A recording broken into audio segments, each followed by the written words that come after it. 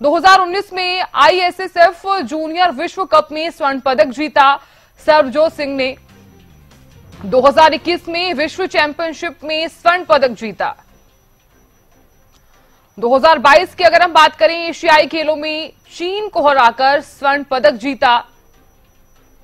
2023 में भारत के लिए स्वर्ण जीतने वाले 3 सदस्यीय टीम का हिस्सा भी रहे। सरबजोत सिंह एक भारतीय खेल निशानेबाज हैं। तो देखिए उनका बेहतरीन प्रदर्शन किस प्रकार का रहा, कहां के रहने वाले हैं, इस पर हम नजर डाल रहे हैं और कहां कहां पर उन्होंने स्वर्ण पदक जीता है, कब कब जीता है, इस पर भी हम नजर डाल रहे हैं। 2019 में जिस तरह से उन्होंने एक पदक भी जीता, 2021 में विश्व चैंपियनशिप में स्वर्ण पदक जीता, 2022 में एशियाई खेलों में जीत को हराकर स्वर्ण पदक जीता, 2023 में भारत के लिए स्वर्ण जीतने वाली 3 सदस्यीय टीम का हिस्सा भी रहे सरबजोत सिंह। अब नजर डाल लेते हैं मनु भाकर का इतिहास रचने का सफर। झज्जर जिले के गोरिया गांव में इनका जन्म हुआ। ओलंपिक में मेडल जीतने वाली पहली महिला शूटर बनी हैं मनु भाकर। ओलंपिक की एयर पिस्टल प्रतिस्पर्धा में भारत का प्रतिनिधित्व किया मनु भाकर ने। 2017 में केरल में नेशनल चैंपियनशिप में 9 स्वर्ण पदक जीते। 2018 के आईएसएसएफ वर्ल्ड कप में 2 स्वर्ण पदक जीते। 2018 के राष्ट्रमंडल खेलों में एयर पिस्टल स्पर्धा में 2 स्वर्ण पदक जीते।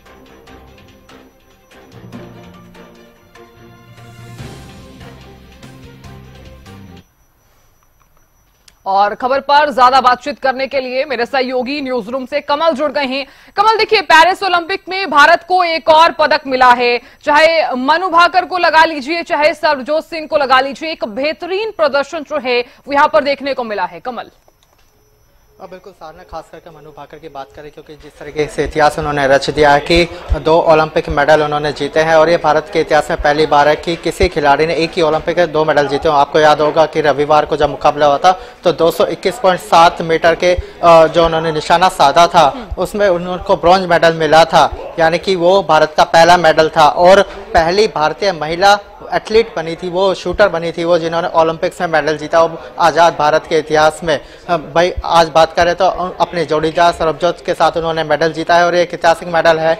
और क्योंकि जिस तरीके से दोनों ही खिलाड़ियों ने प्रदर्शन किया, कोरिया की टीम को 16-10 के अंतर से यानी कि 6 अंकों की बड़ी बढ़त के साथ उन्होंने इस मेडल को अपने नाम किया है। अब भारत की जो अंक तालिका है इन 2 मेडल के साथ वो हो चुकी है। आपको याद होगा कि जो टोक्यो ओलंपिक था उसमें भारत को 7 मेडल मिले थे, अब उस पर भारत की नजर होगी क्योंकि आने वाले जो मुकाबले हैं उसमें भारत को उम्मीदें हैं। अभी नीरज चोपड़ा का खेल बाकी है, भारतीय हॉकी टीम बाकी है, मेंस और वुमेन्स दोनों की टीम बाकी है, मनिका बत्रा का खेल बाकी है और रेसलिंग पर सबकी नजर होगी। आज शाम को 7:30 बजे अमित पंघाल का मुकाबला होने वाला है, तो देखना होगा कि अमित पंघाल रेसलिंग में किस तरीके से प्रदर्शन करते हैं और क्या वो उम्मीद जिताएंगे, क्योंकि रेसलर्स के ऊपर उम्मीदें हैं क्योंकि हमेशा से ही हरियाणा का दबदबा रहा है रेसलर्स का। ओलंपिक्स में जिस तरीके का प्रदर्शन वो करते हैं, जरूर कुछ बड़े नाम इस बार ओलंपिक्स में नजर नहीं आएंगे, लेकिन जो भी खिलाड़ी गए हैं उम्मीदें भारत को और खास करके हरियाणा को होगी क्योंकि रेसलिंग में हरियाणा का दबदबा हमेशा से रहा है और उसका आज एक ट्रेलर देखने को मिल सकता है जब अमित पंघाल मैदान में उतरेंगे। बिल्कुल, देखिए कमल, हमने यहाँ पर ये भी चीज देखी है क्योंकि झज्जर जिले के गोरिया गांव में जन्मी मनु भाकर, तमाम तरह की चुनौतियां जब लड़कियां घर से बाहर निकलती हैं तो उन्हें अक्सर देखने को मिलती हैं, तमाम तरह की प्रॉब्लम्स भी देखने को मिलती है। तो ऐसे में उनका जो सफर है वो काफी ज्यादा मुश्किलों भरा रहा। मनु भाकर का एक वाक्य भी मुझे याद आता है, वो ये भी कहती हुई नजर आई हैं कि वो गीता पढ़ा करती थी और गीता से ही मुझे जो है ज्ञान मिला है। तो क्या यहाँ पर गीता को किस तरह से देखा जाए, क्योंकि उनका साफ तौर पर यही कहना था कि कर्म कर फल की इच्छा मत कर। हाँ बिल्कुल, देखिए कंसंट्रेशन चाहिए होता है हर खिलाड़ी को किसी भी इवेंट पे, खास करके लड़कियों को लेकर जिस तरीके का प्रदर्शन मनु भाकर ने किया है। आपको याद होगा कि टोक्यो ओलंपिक का जब वो खेलने गई थी तो कुछ अंकों से वो रह गई थी, उनकी पिस्टल खराब हो गई थी, उनकी पिस्टल चली नहीं थी, जिस वजह से उनको मेडल नहीं मिला था।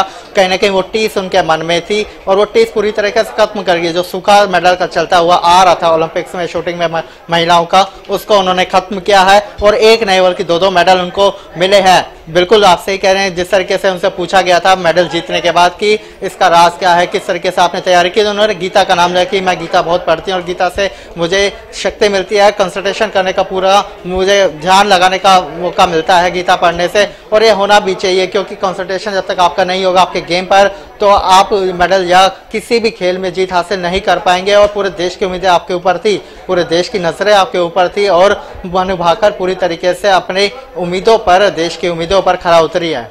बिल्कुल, देखिए कमल, यहाँ पर सीएम नायब सिंह सैनी की तरफ से भी ट्वीट सामने आया है, सोशल मीडिया पर उन्होंने पोस्ट किया है और ये भी कहा है कि ना सिर्फ उन्होंने देशवासियों का बल्कि तमाम लोगों का जो मान सम्मान है वो भी बढ़ाया है।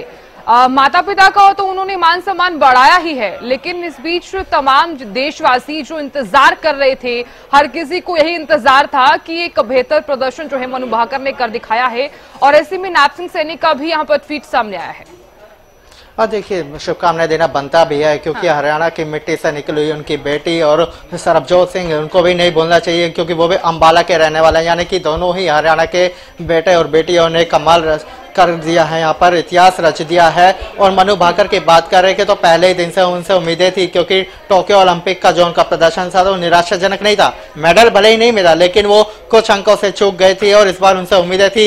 आप बात करें सीएम नायब सैनी की, उन्होंने बधाई दी, प्रधानमंत्री मोदी ने बधाई दी, राष्ट्रपति ने उनको बधाई दी, यानी कि हर एक हस्ती ने उनको बधाई दी है और बधाई बनती भी है, क्योंकि अभी तो उम्मीदें हैं भारत को मेडल की। जरूर मनु भाकर का ये खेल, उनके इवेंट्स पूरे हो चुके हैं, लेकिन इसके बाद जो खिलाड़ी हैं हरियाणा के खिलाड़ी। कमल, यहाँ पर हमने जिस तरह से सरबजोत सिंह के पिता से भी बातचीत की और उनके लहजे में, उनके शब्दों में भी जिस तरह की भावुकता नजर आई, उससे साफ पता चलता है कि एक पिता जब तब भावुक हो जाता है जब उनका जो बेटा है वो काफी बेहतरीन प्रदर्शन कर दिखाए।